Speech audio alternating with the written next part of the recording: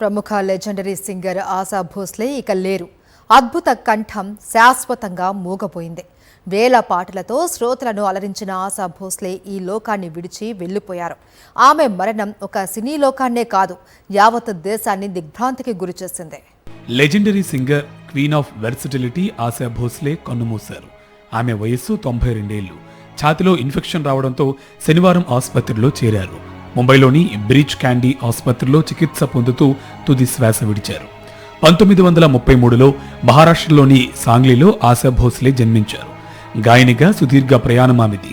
ఆశా సినీ ప్రస్థానం 1943లో మరాఠీ చిత్రం మజాబ్తో ప్రారంభమైంది.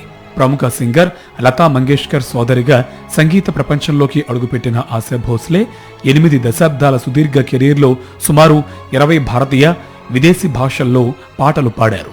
2006లో ఆమె స్వయంగా ఇచ్చిన ప్రకటన ప్రకారం దాదాపు 12,000 పాటలను రికార్డ్ చేశారు. దాదాసాహెబ్ పాల్కే, పద్మవిభూషణ్ వంటి ప్రతిష్టాత్మక అవార్డులను అందుకున్నారు.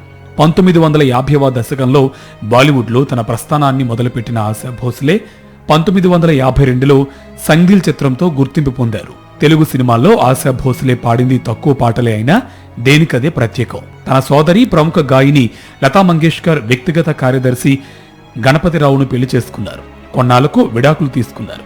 1980లో ప్రముఖ సంగీత దర్శకుడు ఆర్డి బర్మన్ను వివాహమాడారు. 1994లో ఆయన మరణించడంతో అప్పటి నుంచి తన 3 పిల్లలు, మనవడు, మనవరాలే లోకంగా జీవితం గడిపారు. ఆశా భోస్లే అంత్యక్రియలు సోమవారం సాయంత్రం ముంబైలోని శివాజీ పార్క్లో నిర్వహిస్తామని ఆమె కుమారుడు ఆనంద్ భోస్లే తెలిపారు. ఆశా భోస్లే మృతి పట్ల సినీ, రాజకీయ, క్రీడా ప్రముఖులు సంతాపం ప్రకటించారు. ఆశా భోస్లే మరణంపై ప్రధాని మోదీ దిగ్భ్రాంతి వ్యక్తం చేశారు.